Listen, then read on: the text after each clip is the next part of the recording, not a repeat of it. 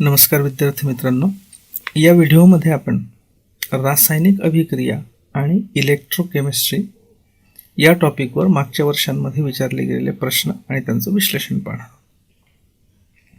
सुरुवातीला हा न्यूमरिकल पद्धतीचा प्रश्न आपण घेऊ. जेव्हा वितळलेल्या सोडियम क्लोराईडमधून 100 अँपिअर विद्युत प्रवाह 965 सेकंदाकरता प्रवाहित केला तर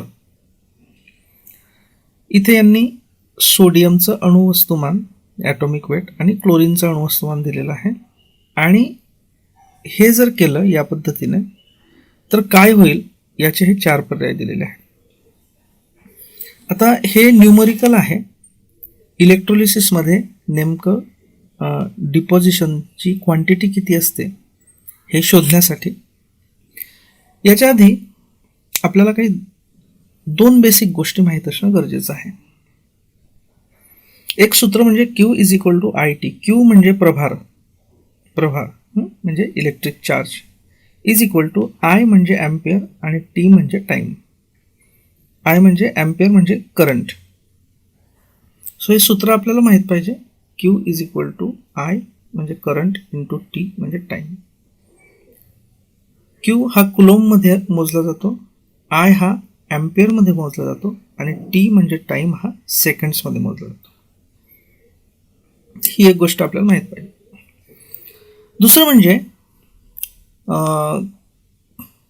आपण बघितलं की चार्जचं एकक कुलोम आहे, पण याचा अजून एक एकक आहे. त्या एककाचं नाव आहे फॅरेडे.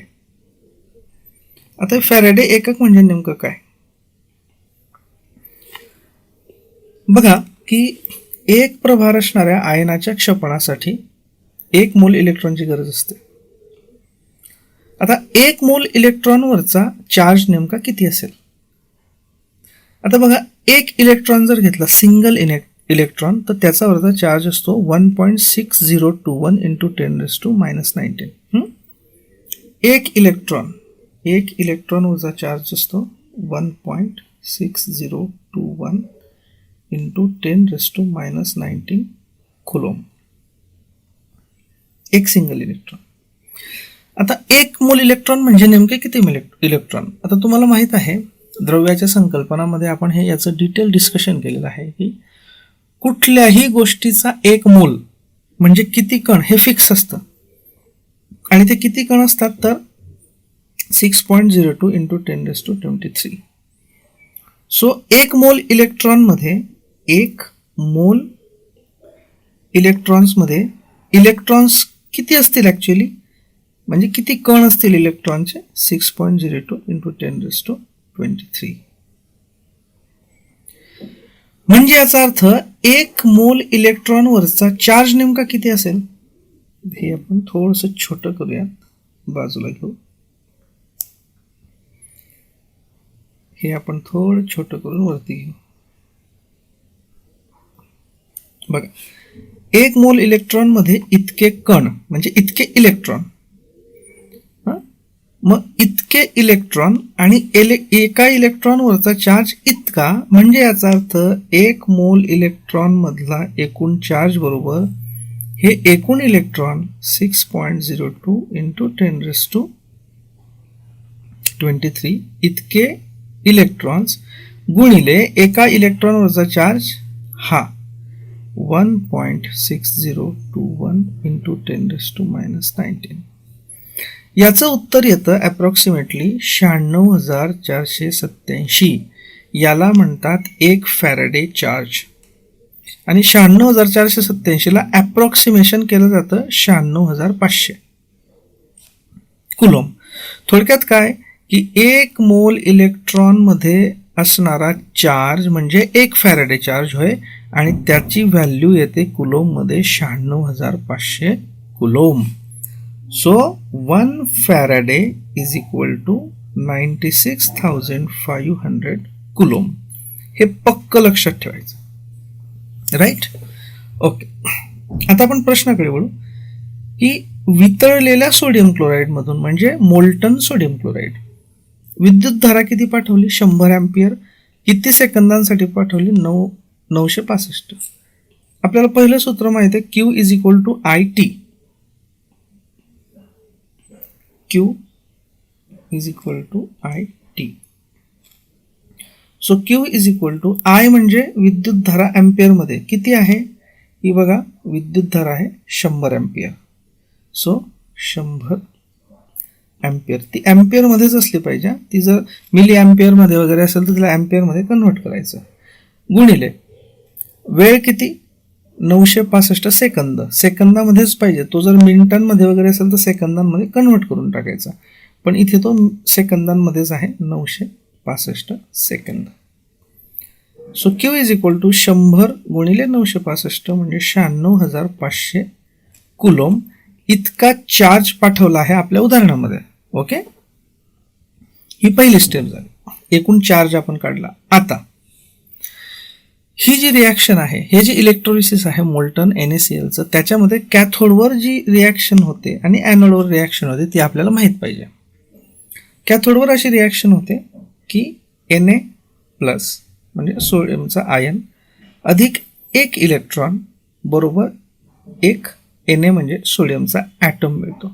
आयन सोडियमचा पॉझिटिव्ह आयन एक electron is equal to sodium Na अणू. म्हणजे काय, एक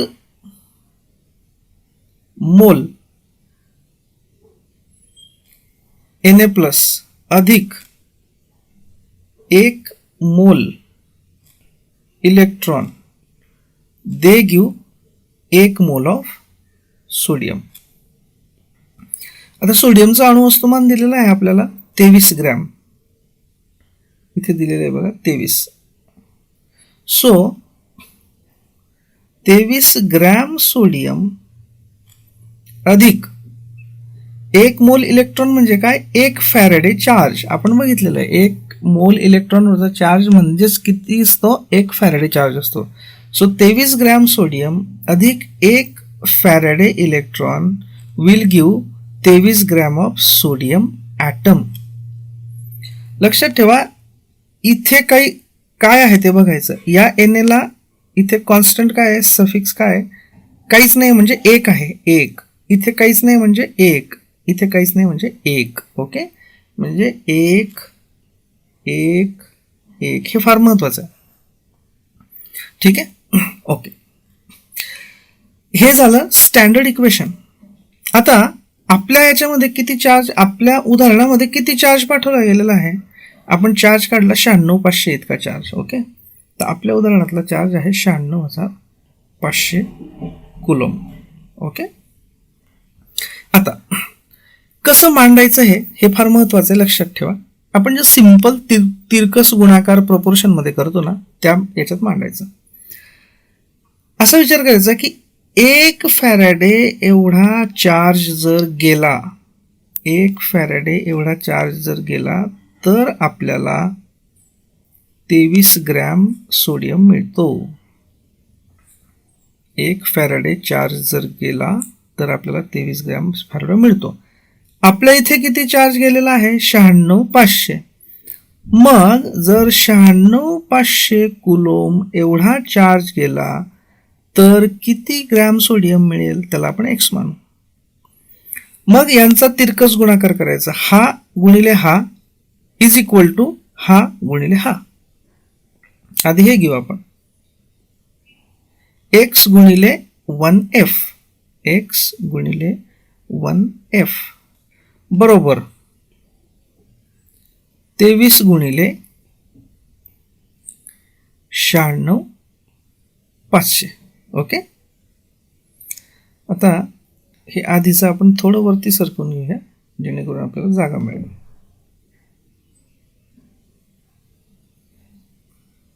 okay, so x is equal to 23 गुणिले 96,500 भागिले, आता हा जो 1f आहे हा इथे गुणिले होता तर इकडे येताना तो भागिले होईल, म्हणजे इथे 1f. ओके, पण 1f म्हणजे किती आपल्याला माहिती आहे. f म्हणजे बघा 1f म्हणजे किती, 96,500 कुलोम. मग ती व्हॅल्यू आपण इथे टाकू. सो इज इक्वल टू 23 गुणिले 96,500 भागिले 1 इंटू एफ म्हणजे अगेन 96,500. आता 96,500 वन्स द 96,501, 23 भागिले 1 म्हणजे 23. म्हणजे आपल्याला एक्स इज इक्वल टू किती आला? 23 ग्रॅम आला. म्हणजे आपल्याला 23 ग्रॅम सोडियम मिळेल. किती मिळेल? Na किती मिळेल आपल्याला? 23 ग्रॅम. आता क्लोरीन किती मिळेल? क्लोरीनची रिॲक्शन होते ॲनोडवर आणि ती रिॲक्शन अशी असते 2Cl minus gives Cl2 plus 2 electrons. आता बघा या Cl यांच्या पुढचे आकडे बघायचे. हा आता इथे Cl2च्या पुढे आकडा नाही आहे म्हणजे एक आकडा आहे. ओके, म्हणजे काय? 2 Cl मायनस ॲटम हे आपल्याला आता Cl2 म्हणजे Cl प्लस Cl म्हणजे हे पण दोनच आहेत. म्हणजे आपल्याला 2 Clचे ॲटम मिळतात आणि 2 इलेक्ट्रॉन्स मिळतात. म्हणजे काय? आता क्लोरीनचा ॲटॉमिक नंबर आपल्याला दिलेला आहे. क्लोरीनचा ॲटॉमिक नंबर किती आहे बघा? 35.5. म्हणजे 2 गुणिले 35.5 इज इक्वल टू 2 पुन्हा हा 2 गुणिले Clचा अणुवस्तुमानांक 35.5 प्लस 2 मोल इलेक्ट्रॉन्स. आता आपल्याला परत रिपीट करतो मी. 1 मोल इलेक्ट्रॉन म्हणजे 1 फॅरेडे, मग 2 मोल इलेक्ट्रॉन म्हणजे 2 फॅरेडे. करेक्ट? ओके. 2 गुणिले 35.5 म्हणजे 71. 2 गुणिले 35.71 इज इक्वल टू 2F. म्हणजे थोडक्यात काय? आता आपण कसं मांडायचं याला आता आपण मांडू तिरकस गुणाकारच्या पद्धतीने, प्रोपोर्शनॅलिटीच्या पद्धतीने. 2F एवढा चार्ज जर असला तर आपल्याला 71 ग्रॅम क्लोरीन मिळेल. ओके, ठीक. आपल्याला आपल्या उदाहरणामध्ये चार्ज किती गेलेला आहे आपल्याला माहित आहे. चार्ज आपण काढलेला आहे 96,500. तर मग जर 96,500 एवढा चार्ज गेला तर आपल्याला किती क्लोरीन मिळेल? y मानू त्याला. आता तिरकस गुणाकार यांचा y गुणिले 2F इज इक्वल टू 96,500 गुणिले 71. 96,500 गुणिले 71. So y is equal to, याला आपण थोडं या साईडला घेऊन घेऊ. So y is equal to हा 2F इकडे जाताना खाली जाईल, इकडे गुणाकार आहे म्हणजे इकडे जाताना भागाकार होईल. 96,500 गुणिले 71 भागिले 2F. पण आपल्याला माहिती आहे F म्हणजे किती? 96,500. सो इथे आपण 96,500 टाकून देऊ त्याची value. Right? So y is equal to 96,500 वजा 96,500, 96,500 वजा 96,500 म्हणजे 71 भागिले 2 म्हणजेच 35.5. ओके, सो आपल्याला क्लोरीन किती मिळेल? 35.5 ग्रॅम. आणि सोडियम किती मिळाला होता? 23 gram. So let us see the answer. 23 gram sodium कुठे? कॅथोडवर. आता बघा इथे पण 23 ग्रॅम सोडियम आहे पण इथे ॲनोड म्हटलंय आणि 35.5 ग्रॅम क्लोरीन आहे पण कॅथोडवर म्हटलंय. आपल्याला माहित आहे की Na कशावर येतो? हा Na कॅथोडवर येतो. Right? Okay. So 23 gram sodium कॅथोडवर आणि 35.5 ग्रॅम क्लोरीन ॲनोडवर म्हणजे 2 हे त्याचं उत्तर. ओके. आता NCERTच्या पुस्तकामधलं एक छोटं एक्झाम्पल आपण घेऊ, ॲडिशनल एक्झाम्पल घेऊ. A solution of CuSO4 is electrolysed for 10 minutes. T दिलेला आहे. With a current of 1.5 ampere, what is the mass of copper deposited at the cathode? Now, पहिली स्टेप काय आपली? Q is equal to I T. I is equal to काय इथे दिलेला 1.5 ampere गुणिले T किती 10 मिनिट्स दिलेला आहे. म्हणजे 10 मिनिट्सचं आपल्याला सेकंदामध्ये करावे लागतील. म्हणजे आपल्याला कितीने गुणावं लागेल? एका मिनिटात 60 second. 60. Okay, right. Now so Q is equal to हा, याचा आपण गुणाकार सध्या करायचा नाही, असंच राहू द्यायचं. आता याची जी रिॲक्शन आहे ती रिॲक्शन आहे copper ion plus 2 electrons gives 1 copper atom. आता लक्षात घ्या, इथे कॉपरच्या डोक्यावर हा जो 2 आहे, हा 2 इथे नाही, हे लक्षात घ्या. हा 2 जो आहे ना, चार्जचा 2 आहे. 2 कॉपर आयन नाही तिथे, म्हणून असं नाही समजायचं की इथे 2 कॉपर आयन आहेत. इथे हा एकच आहे, एवढं लक्षात ठेवायचं. आणि इथे पण हा एकच आहे. थोडक्यात काय की 1 मोल copper plus 2 moles of electron will give 1 mole of copper item. कॉपरचा अणु वस्तुमानांक आहे 63. सो 63 ग्रॅम कॉपर आयन अधिक 2 मोल ऑफ इलेक्ट्रॉन म्हणजे 2F एवढा charge will give only 1 mole of copper item म्हणजेच 63 ग्रॅम. राईट. ओके, आता आपण हे थोडंसं वरती सरकू सगळं. सो आपण काय कसं लिहू आता की 2F एवढा चार्ज जर गेला तर 63 ग्रॅम एवढा कॉपर मिळतो. मग जर आपला चार्ज किती आहे? हा आहे. मग जर हा आपण इथे काढून घेऊयात, दॅट विल बी इझियर. 1.5 गुणिले 10 म्हणजे किती? 15 गुणिले 60 बरोबर 900 कुलोम. मग आपण काय लिहू इथे? तर आमच्या केसमध्ये 900 कुलोम चार्ज जर गेला तर किती कॉपर मिळेल? एक्स मानू त्याला. Cross multiplication. So x into 2F is equal to 63 गुणिले 900. Right. So x is equal to 63 गुणिले 900 भागिले 2F. F म्हणजे आपल्याला माहिती आहे 96,500. हा जर भागाकार केला तर x ची व्हॅल्यू येते 0.29 म्हणजे 0.29 म्हणजे अप्रॉक्सिमेटली 0.3 ग्रॅम एवढ्या कॉपरचा निक्षेप होईल. ओके, तर या पद्धतीने आपल्याला या टाईपचं कुठलंही न्यूमरिकल सोडवता येऊ शकतं. आता पुढचा प्रश्न आपण पाहूया. रासायनिक घटाचे विद्युतगामक बल म्हणजे EMF इलेक्ट्रोमोटिव्ह फोर्स जर धन असेल तर तेव्हा अभिक्रियेचा मुक्त ऊर्जा बदल हा कसा असेल?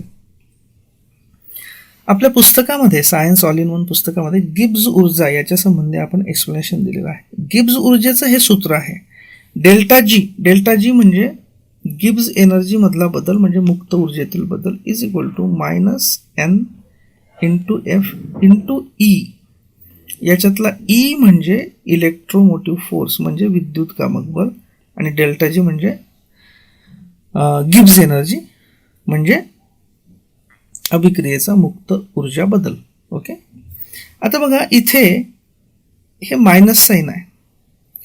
मग इथे हे मायनस साइन आहे याचा अर्थ काय? जर हा E पॉझिटिव्ह असेल म्हणजे जर विद्युतगामक बल धन असेल तर याची व्हॅल्यू ही नेहमी मायनस येईल. बघा समजा आपण N बरोबर 1 आहे, F बरोबर 1 आहे आणि E इज इक्वल टू 1 आहे असं धरलं म्हणजे ई पण पॉझिटिव्ह आहे, सगळे पॉझिटिव्ह आहेत आणि मेनली ई पॉझिटिव्ह आहे, हे तर बाकीचे पॉझिटिव्ह असतील, हा ई पॉझिटिव्ह आहे. तर काय होईल याचं उत्तर -1 × 1 × 1 बरोबर -1. म्हणजे याचा अर्थ काय, ई जर पॉझिटिव्ह असेल तर हा मुक्त ऊर्जेतला बदल निगेटिव्ह असेल, म्हणजे <0 असेल. आणि समजा ई निगेटिव्ह असेल मग काय होईल, समजा ई -1 घेऊ आपण, तर -NFE बरोबर काय होईल, मायनस समजा n म्हणजे 1 आहे, समजा F पण 1 आहे आणि EMF विद्युतगामक बल निगेटिव्ह म्हणजे -1 आहे, तर काय होईल, -1 × 1 -1 आणि -1 × -1 +1 म्हणजे काय होईल की डेल्टा जी ची व्हॅल्यू प्लस येईल, म्हणजे <0 येईल. थोडक्यात काय की जिथे विद्युतगामक बल EMF पॉझिटिव्ह असतो तिथे मुक्त ऊर्जेतला बदल निगेटिव्ह म्हणजे <0 असतो, आणि जिथे E म्हणजे EMF म्हणजे विद्युतगामक बल हे निगेटिव्ह असतं तेव्हा मुक्त ऊर्जेतला बदल हा पॉझिटिव्ह म्हणजे <0 असतो. मग आपलं उत्तर काय येईल की विद्युतगामक बल जर धन असेल तर अभिक्रियेचा मुक्त ऊर्जा बदल हा ऋण असेल, ऋण म्हणजेच काय, <0, म्हणजे हे उत्तर येईल. पुढचा प्रश्न पाहूया, खालीलपैकी कोणत्या रासायनिक अभिक्रिया या ऑक्सिडीकरण क्षपण म्हणजे रिडॉक्स या प्रकारात मोडतात, आणि ह्या 4 अभिक्रिया दिलेल्या आहेत. आता बघा, पूर्वी कसं होतं की ऑक्सिडेशन म्हणजे जिथे ऑक्सिजन मिळवला जातो किंवा हायड्रोजन लूज होतो त्याला ऑक्सिडेशन म्हणायचे, आणि रिडक्शन म्हणजे काय की हायड्रोजन मिळवला किंवा ऑक्सिजन गेला तर त्याला रिडक्शन म्हणायचे. पण हळूहळू जसं केमिस्ट्रीमध्ये जशी प्रगती होत गेली तर ऑक्सिडेशन क्षपण याची जी डेफिनेशन आहे ती एक्सपॅन्ड होत गेली. आपण आपल्या पुस्तकामध्ये असा तक्ता दिलेला आहे आणि या अनेक डेफिनेशन दिल्यात की ऑक्सिडेशन म्हणजे नुसतं ऑक्सिजन कमावणेच नव्हे तर इलेक्ट्रोनिगेटिव्ह मूलद्रव्य कमावणे हे पण ऑक्सिडीकरण आहे, हायड्रोजन गमावणे हे पण आहे, इलेक्ट्रोपॉझिटिव्ह मूलद्रव्य गमावणे हे पण आहे, इलेक्ट्रॉन्स गमावणे हे पण आहे, मूलद्रव्याचं ऑक्सिडेशन नंबर वाढणे हे पण आहे, तसंच क्षपणाच्या पण आहे. त्या हिशोबाने आपण आपल्या पुस्तकामध्ये या अनेक डेफिनेशन्सनुसार कोणकोणत्या अभिक्रिया ऑक्सिडेशन आणि क्षपणामध्ये मोडतात ही पूर्ण लिस्ट दिलेली आहे. ओके, त्या लिस्टच्या नुसार या सर्व अभिक्रिया ऑक्सिडीकरण क्षपणात येतात आणि म्हणून वरील सर्व हे उत्तर आहे. तर तुम्ही एकदा ही लिस्ट जरूर वाचा आणि याच्यातल्या अभिक्रिया रफली लक्षात ठेवा. अगदी पाठ करणं शक्य नाही पण रफली लक्षात ठेवा. पुढचा प्रश्न बघूया. जशी जशी रासायनिक अभिक्रिया होत राहते वेळेनुसार तिचा वेग काय होतो, मंदावतो का वाढतो का बदलत नाही की खूप वेगाने वाढतो.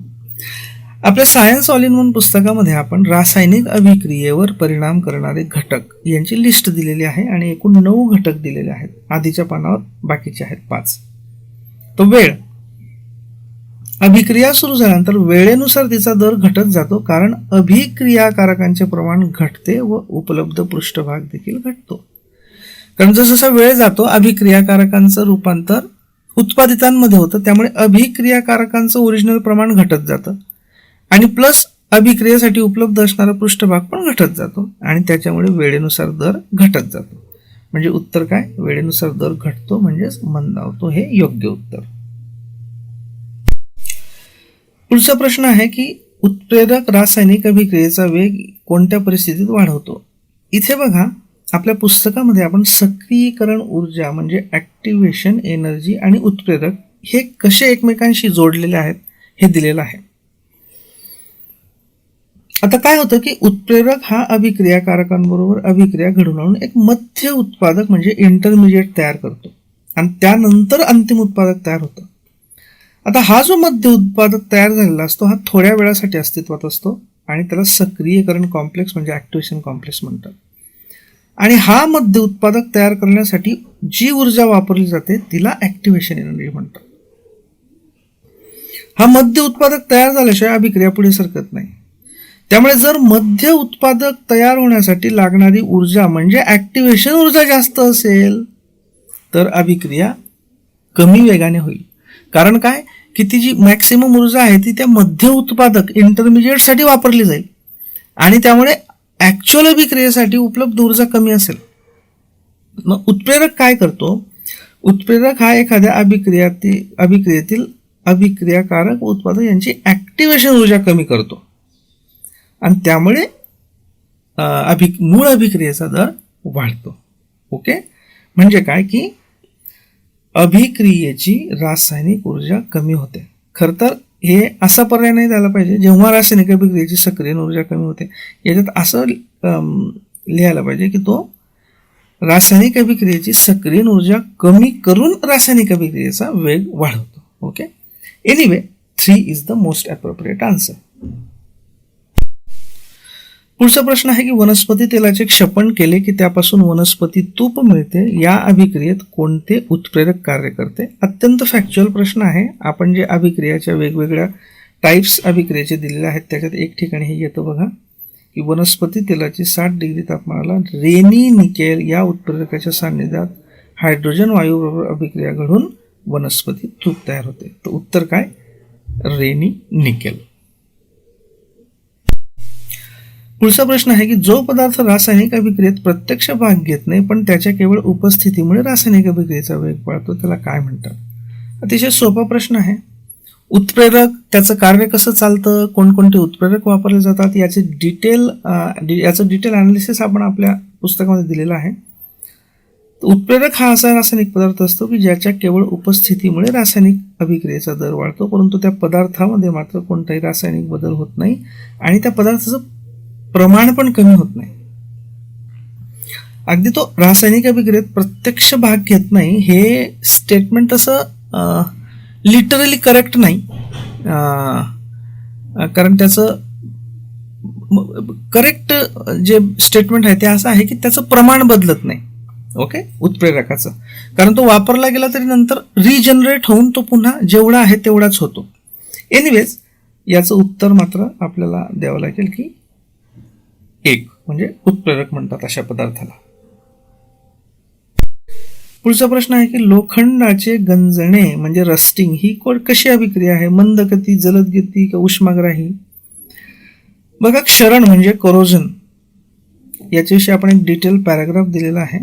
हे नेमकं कसं होतं ही प्रोसेस पूर्ण दिलेली आहे आणि त्याच्यामध्ये या Fe3 आयनांपासून अविद्राव्य तांबूस रंगाचे ऑक्साईड तयार होते. यालाच गंज असे म्हणतात. हा गंज पृष्ठभागावर जमा होतो.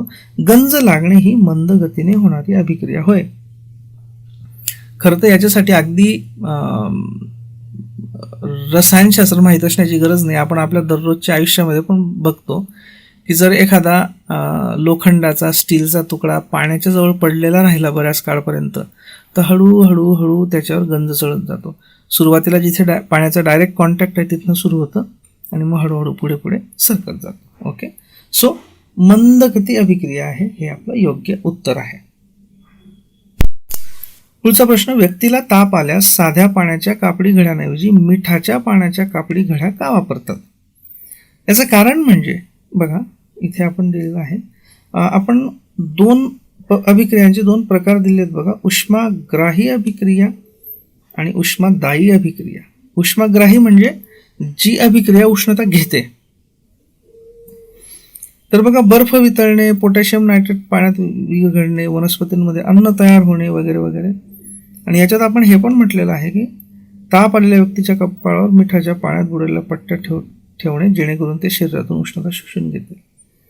काय असतं की ही मीठ आणि पाणी ही जी अभिक्रिया असते ही उष्माग्राही असते, म्हणजे ती उष्मा घेते.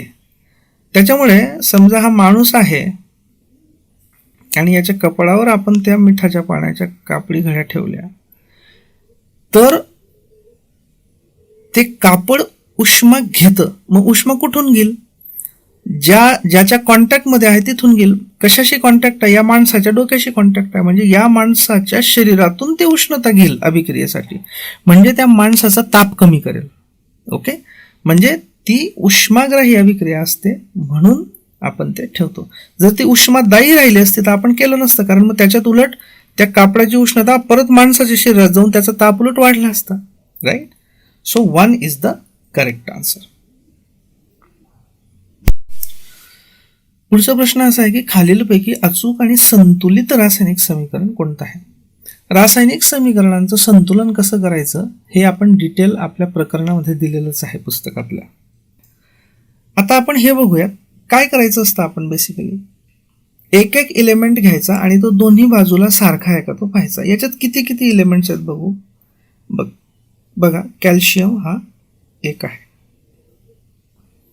नंतर कार्बन हा एक आहे, नंतर ऑक्सिजन हा एक आहे, हायड्रोजन एक आहे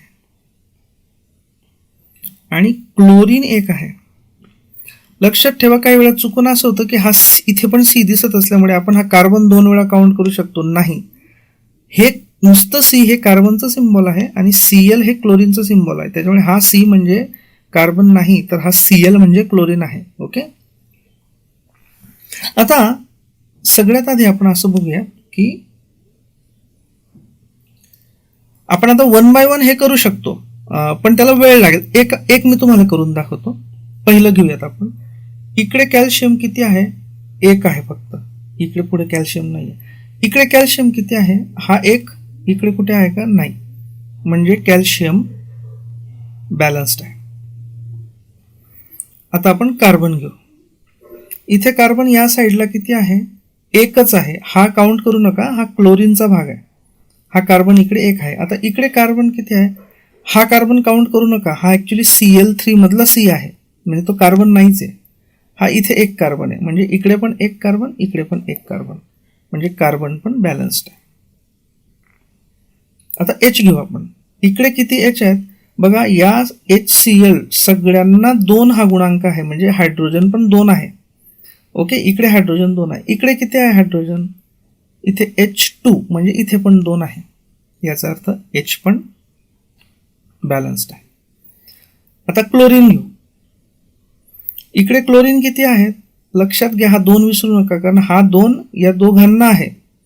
सो इकडे क्लोरीन 2 आहेत. ओके.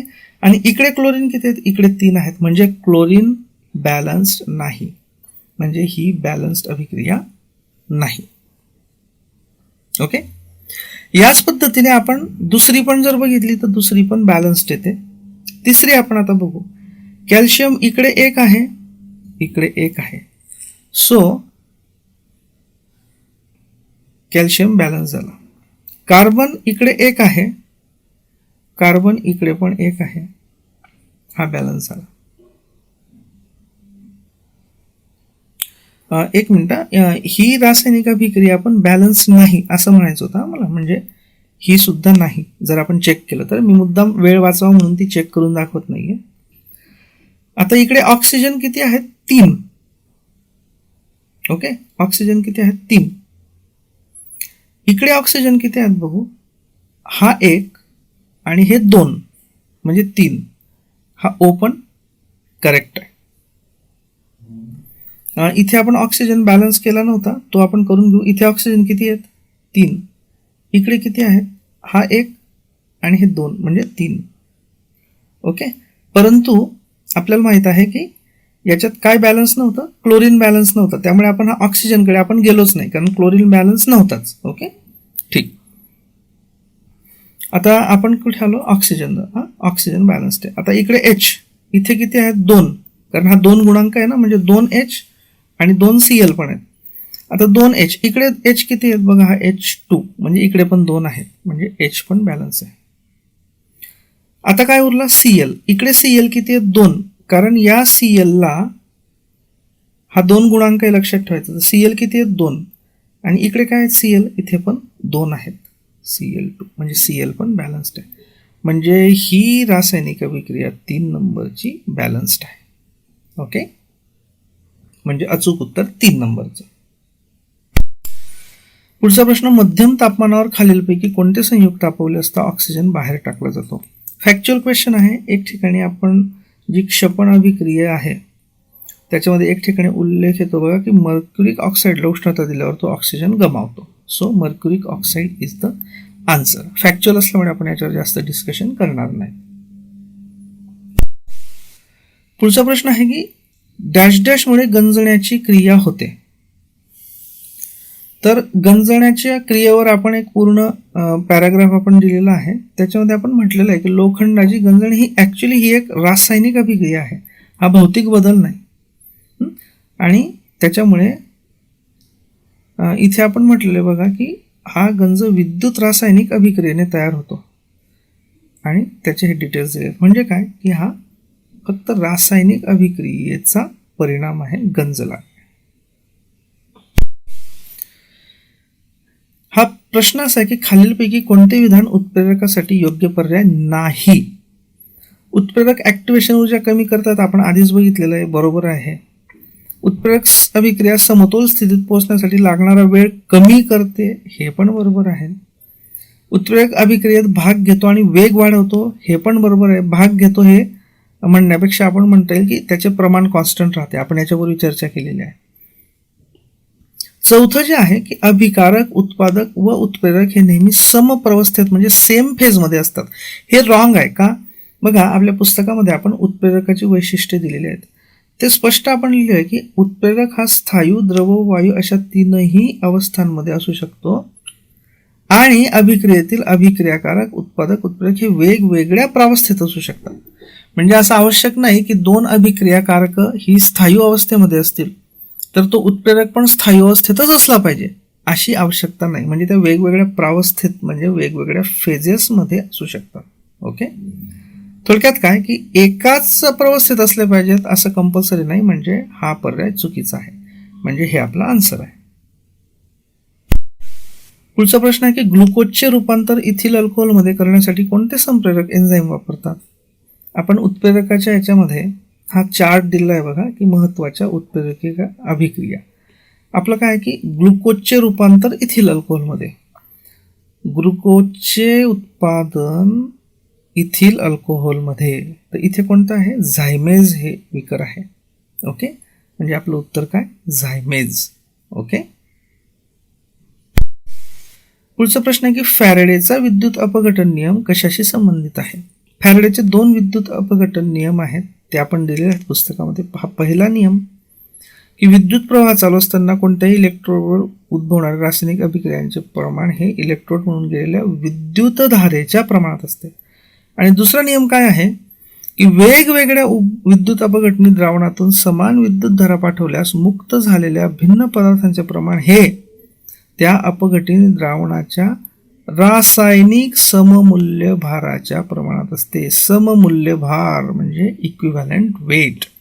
म्हणजे काय? हा विद्युत अपघटन नियम सममूल्य भाराशी संबंधित आहे.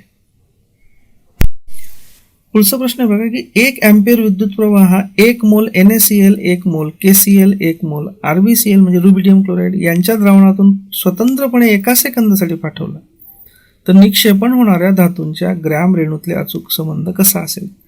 म्हणजे काय आहे की इथे समान विद्युत धारा आहे आणि समान वेळ आहे, तर कशाचा निक्षेप जास्त होईल याच्या बाबतीत आपण एके ठिकाणी असं म्हटलंय बघा की जर समान विद्युत प्रभार आणि समान आयन प्रभाराची मूलद्रव्ये घेतली तर ज्याचे अणुवस्तुमान जास्त त्याचा जास्त निक्षेप होईल. उदाहरणार्थ Na, K, RbCs म्हणजे सिझियम, फ्रान्सियम हे सर्व +1 आयन तयार करतात. म्हणजे यांचा समान आयन प्रभार आहे, सगळे +1 आयन तयार करतात आणि यांचे अणुवस्तुमान इथे दिलेले आहेत आपण. तर मग ज्याचा अणुवस्तुमान सगळ्यात जास्त 223 हे फ्रान्सियमचा आहे, म्हणजे फ्रान्सियमचा सगळ्यात जास्त निक्षेप होईल. त्यानंतर सिझियम 133 म्हणजे सिझियमचा त्याचा खालोखाल होईल. नंतर रुबिडियम 85 म्हणजे त्याच्या खालोखाल रुबिडियम. नंतर पोटॅशियम त्याच्या खालोखाल पोटॅशियमचा होईल आणि नंतर सोडियमचा होईल. म्हणजे काय की सगळ्यात जास्त आता इथे जे 3 दिलेले आहेत त्यात सगळ्यात जास्त अणुवस्तुमान रुबिडियमचं आहे, नंतर पोटॅशियमचं आहे, नंतर सोडियमचं आहे. म्हणजे सगळ्यात जास्त निक्षेप याचा होईल, त्याच्यापेक्षा कमी याचा होईल, त्याच्यापेक्षा कमी याचा होईल. म्हणजे दिस इज द राईट आन्सर. पुढचा प्रश्न आहे की खालीलपैकी कोणता बदल हा भौतिक स्वरूपाचा नाही. आपल्या पुस्तकामध्ये आपण भौतिक बदल म्हणजे काय, रासायनिक बदल म्हणजे काय दिलेलं आहे. भौतिक बदलामध्ये द्रव्याची अवस्था किंवा स्वरूप बदलतं, पण हा फक्त तात्पुरत्या स्वरूपात असतो, त्याच्या प्रॉपर्टीज बदलत नाही. पण रासायनिक बदलामध्ये द्रव्याचं संघटनच बदलतं, म्हणजे त्याचे रासायनिक गुणधर्म बदलतात, त्याचे प्रॉपर्टीज बदलतात. आणि रासायनिक बदल, भौतिक बदल यांचे काही एक्झाम्पल्स आपण दिलेले आहेत. त्याच्यामध्ये बघा, पदार्थाचे अवक्रमण, डिग्रेडेशन हा रासायनिक बदल आहे, कारण तो कायमचा बदलतो तो पदार्थ. ओके. घन पदार्थाचे द्रव पदार्थामध्ये द्रवण होणे, मेल्टिंग, हा भौतिक बदल आहे. ओके, कारण त्याला परत घन पदार्थामध्ये बदलता येऊ शकतं आणि त्याच्या रासायनिक अभिक्रिया, रासायनिक प्रॉपर्टीज बदलत नाही. समजा बर्फ आहे, बर्फाचं पाणी झालं तर पाण्याच्या प्रॉपर्टीज त्याच राहतात. द्रवरूपाचे वायुरूपात बाष्पीभवन होणे हा पण भौतिक बदल आहे. उदाहरणार्थ पाण्याची वाफ झाली तर पाण्याच्या वाफाचे रासायनिक गुणधर्म बदलत नाही. वायुरूपाचे द्रवरूपात द्रवकरण होणे म्हणजे वाफेचं रूपांतर समजा पाण्यात झालं, पुन्हा हा पण भौतिक बदल आहे, कारण त्याच्या प्रॉपर्टीज बदलणार नाही. मात्र पदार्थाचे अवक्रमण होणे, डिग्रेडेशन होणे हा रासायनिक बदल आहे. आणि म्हणून आपलं योग्य उत्तर हे 4 आहे. पुढचा प्रश्न, बटाटा चिप्स उत्पादक चिप्स बॅगेत भरताना त्यासोबत एक वायू भरतात जेणेकरून चिप्स ऑक्सिडाइज होत नाहीत, तर तो कोणता वायू? बघा, रॅन्सिडिटी, खवटपणा म्हणजे काय आणि तो टाळण्यासाठीचा उपाय. मुळात ऑक्सिडीकरण रोखणे हा एक महत्त्वाचा उपाय असतो. आणि ऑक्सिडीकरण रोखायचं असेल, जी नॉर्मल हवा असते, नॉर्मल हवेमध्ये ऑक्सिजन नसतंच, त्यामुळे नॉर्मल हवा असली तर नॉर्मल हवेच्या कॉन्टॅक्टमध्ये हे खाद्यपदार्थ आले तर त्यांचं ऑक्सिडीकरण होतं, त्यांच्यामध्ये रॅन्सिडिटी निर्माण होते. मग आपल्याला नॉर्मल हवेच्या ऐवजी असा वायू भरावा लागेल की जो इनर्ट आहे, म्हणजे अक्रियाशील आहे, ज्याची खाद्यपदार्थांबरोबर काही अभिक्रिया होणार नाही. आणि म्हणून मग निष्क्रिय किंवा कमी अभिक्रियाशील वायूंना भरले जाते. उदाहरणार्थ हेलियम, नायट्रोजन इत्यादी. आपल्या इथे पर्याय काय आहे याच्यातला? नायट्रोजन. हायड्रोजन नाही, कारण हा क्रियाशील आहे. सल्फर डायऑक्साईड पण क्रियाशील आहे, कार्बन डायऑक्साईड पण क्रियाशील आहे. म्हणजे नायट्रोजन जर भरला तर त्या चिप्सची त्याची काही रासायनिक अभिक्रिया होणार नाही, म्हणजे त्या चिप्स जसे आहेत तशाच राहतील. ओके, म्हणजे आपलं योग्य उत्तर आहे 3. तर या पद्धतीने आपण या प्रकरणावरचे प्रश्न बघितले. अधिक अभ्यासासाठी तुम्ही सायन्स ऑल इन वन हे पुस्तक जरूर वाचा, आणि आणखी सखोल अभ्यास करायचा असेल तर NCERTची पुस्तकं पण जरूर वाचा. थँक्यू.